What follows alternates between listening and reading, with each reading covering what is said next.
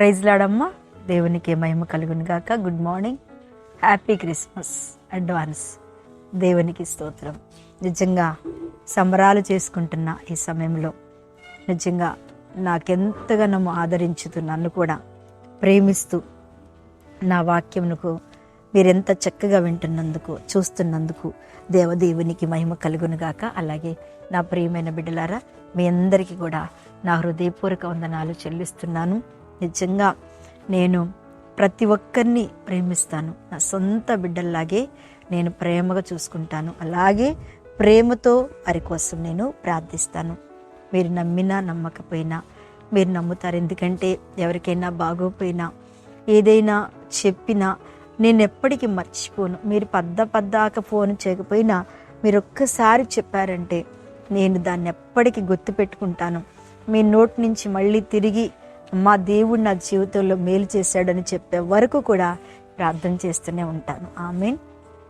మంచిదిరా. నా కోసం కూడా ప్రార్థిస్తూ, నా వాక్యం వింటూ, నన్ను ఆదరిస్తూ, ఈ అక్కను మర్చిపోకుండా గుర్తుపెట్టుకొని దేవుని వాక్యాన్ని వింటున్నా నా దేవుని బిడ్డలారా, నా ప్రియమైనటువంటి కుమార్తెలారా, కుమారులారా, మీ అందరికీ నా హృదయపూర్వకమైన ఆశీర్వాదాలను ప్రభు నిజంగా ఈ సంవత్సరం అంతా కాచి కాపాడి దేవుని కృపలో 19 రోజులు కాపాడినందుకు మహిమ కలుగును గాక. అమ్మా, ఒకవేళ మన జీవితంలో దుఃఖం రావచ్చు, వేదన రావచ్చు, అన్ని పరిస్థితులు రావచ్చు, కానీ తప్పకుండా దేవుడు మనతో ఉన్నాడు అనే విషయాన్ని ఈరోజు దేవుడు మనతోటి చక్కటి వాగ్దానంతో మాట్లాడుతున్నారు. ఆమేన్. ఈరోజు దేవుని వాగ్దానం ఏంటంటే అపోస్తుల కార్యాల గ్రంథము 11వ అధ్యాయము 21వ వచనాన్ని చదువుతున్నానే. ప్రభు హస్తము వారికి తోడయ్యుండెను గనుక నమ్మిన వారనేకులు ప్రభు తట్టు తిరిగిరి. వారిని గూర్చిన సమాచారము యెరూషలేములో ఉన్న సంఘపు వారు విని బర్నబాను అంతియొక ఎవరకు పంపిరి. అతడు వచ్చి దేవుని కృపను చూసి సంతోషించారు.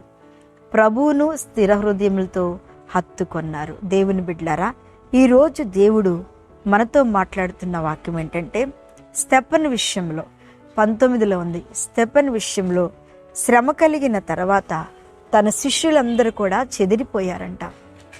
స్తెఫన్ని రాళ్లతో కొట్టి చంపుతూ ఉంటే అది శిష్యులందరూ కన్నులారా చూశారంట. ఆయనను రాళ్లతో కొట్టడం, ఆయన్ను చంపటము. నిజంగా దేవుని బిడ్డలారా, ఏంటంట, చెట్టుకి, మామిడి చెట్టుకి ఏ చెట్టుకి కాయలు ఎక్కువ ఉంటాయో దానికి రాళ్ల దెబ్బలు ఎక్కువగా తగులుతాయి కదండి. నిజంగా విశ్వాసికి, బలమైన దేవుని బిడ్డలకి, స్థిరంగా ఉన్న వారికి ఎన్నో రాళ్ళు దెబ్బలు తగులుతాయి. కానీ ఆ రాళ్ళు దెబ్బలు తగిలింది అని ఆ చెట్టు అక్కడి నుంచి పారిపోక మానదు. అలాగని ఆ చెట్టు కాపు కాయక మానదు. అవునా కదా చెప్పండి?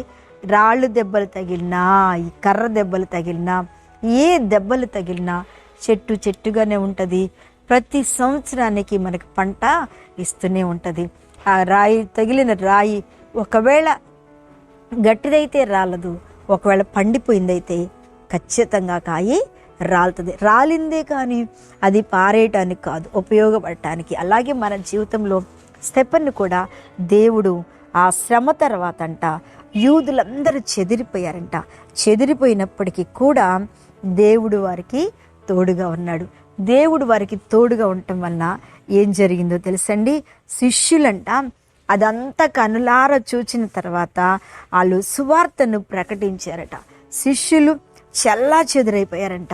ఎక్కడోళ్ళు అక్కడ చల్లా చెదురైపోయినా సరే గ్రీసు దేశపు వారు మాటలాడుచు ప్రభు అయిన యేసును గూర్చిన సువార్త ప్రకటించారు. వాళ్ళందరూ కూడా దేవుడు మాకెలాంటి మరణం ఇచ్చినా పర్వాలేదు, కానీ మేము దేవుని కొరకే నిలబడతాం, దేవుని కొరకే ప్రకటిస్తాం, దేవుడే నిజమైన దేవుడు అని స్వార్థను ప్రకటిస్తామని వారు పూనుకొని ఉన్నారు. అందుకే వెనక తిరిగి చూడలేదు. కాబట్టి ఆయన అంటున్నాడు, ప్రభు హస్తం వారికి తోడయ్యుండెను గనుక నమ్మిన వారనేకులు ప్రభు తట్టు తిరిగిరి. వారు ఇది చూసినాక కూడా భయపడలేదు, కాకపోతే చెదిరిపోయారు. ఎక్కడోళ్ళు అక్కడ, ఏ ఊరోళ్ళు అక్కడ వెళ్ళిపోయారు. సృష్టిలో ఎక్కడెక్కడికి వెళ్ళారో మనందరికీ తెలుసు. ఆ ప్రాంతాలు దీవించబడ్డాయి, ఆ ప్రాంతాలు ఆశీర్వదించబడ్డాయి. నిజంగా శ్రమ తర్వాత మనం తొలగిపోయినా, మనం చెదిరిపోయినా, ఒకవేళ మనకు అనేకమైన శోధనలు వచ్చినా మనం మాత్రం వాళ్ళకి అక్కడ విస్తరణ జరుగుద్ది. అంటే అక్కడ అద్భుతంగా దేవుడు మనల్ని నిలబెడతాడు. అక్కడ అద్భుతమైన ఆశీర్వాదాన్ని ప్రభువు మనకి ఖచ్చితంగా దాచి ఉన్నాడు అని మనం నమ్మాలి. అందుకైనా చూడండి, అతడు వచ్చి దేవుని కృపను చూసి సంతోషించరి. దేవుని కృప, ఎక్కడ చెదిరిపోయారో, ఎక్కడ హింసించబడ్డారో, ఒక వ్యక్తి హింస తర్వాత 12 మంది చెదిరిపోయారు. కానీ ఆయన అంటున్నాడు, ఆ మరణించిన ఆయన అంటున్నాడు, అయ్యా నీ కుడి పార్శ్వమున నీ సింహాసనం కనపడుతుంది అని. నిజంగా బాధల్లో, దుఃఖంలో మనమైతే ఎంత ఆవేశమో మనకు కదా, చాలా ఆవేశం, చాలా కోపం. నన్ను అంటారా, నన్ను కొడతారా, నన్ను మాట్లాడతారా అనే ఎంతో కోపం, ఆవేశం మనకు వస్తుంది. కానీ స్తెఫనులో ఉన్న విధేయత, స్తెఫనులో ఉన్న ఓర్చుకునే మనస్తత్వం, శ్రమ వచ్చినప్పుడు నిలబడగలిగిన స్థిరత్వాన్ని చూసి దేవుడు తన శిష్యులందరికీ తోడై ఉండి ఎక్కడెక్కడ వాళ్ళని విస్తరింపచేశాడు. ఎక్కడికి వెళ్ళినా వాళ్ళు వాడబడుతున్నారు, ఎక్కడికి వెళ్ళినా అద్భుతాలు చేస్తున్నారు. ఎక్కడికి వెళ్ళినా సరే వారు దేవుని కొరకు బలముగా, స్థిరముగా బ్రతుకుతూ జీవిస్తూ ఉన్నారు.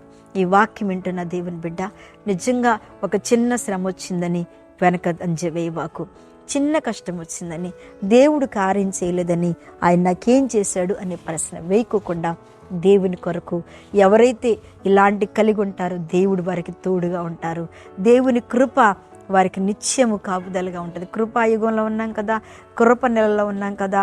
ఈ కృపలో మనందరినీ దేవుడు ఒక్క క్షణము కూడా విడిచిపెట్టకుండా ఆయన కాచి కాపాడతాడు. నిజమేనా? మీరందరూ కూడా దేవుని చేత, దేవుడు తోడుగా ఉన్నాడు, దేవుని కృప మీరు తోడుగా ఉంది. బాధపడకండి అమ్మా. ప్రభు ఏ శ్రమ తర్వాత అయినా దేవుడు నిన్ను విస్తరింప చేయబోతున్నాడు. ఇదే దేవుడి రోజు మనకు నీకు చేస్తున్న దేవుని వాగ్దానం. కళ్ళు మూసుకొని ప్రార్థన చేస్తాను. మహాపరిశుద్ధుడా, మహిమ కలిగిన తండ్రి, స్తోత్రములు దేవా. ఈ సమయంలో మీరు దిగి వచ్చిన తండ్రి, మీరు మాతో మాట్లాడండి నాయనా. మీ సన్నిధి మాతో ఉంచండి, మీ కృప మాతో ఉంచండి. ప్రతి ఒక్కరికి అద్భుతమైన పండగ జరగాలి. ఆశీర్వాదము, ఆరోగ్యము, నెమ్మది, పుట్టినరోజు, వివాహ దినంకి తోడుగా ఉండి నీ కృప చేత ఏ పని మొదలుపెట్టినా వారికి తోడై ఉండి నడిపించమని యేసు నామమున అడుగుచున్నాను తండ్రి.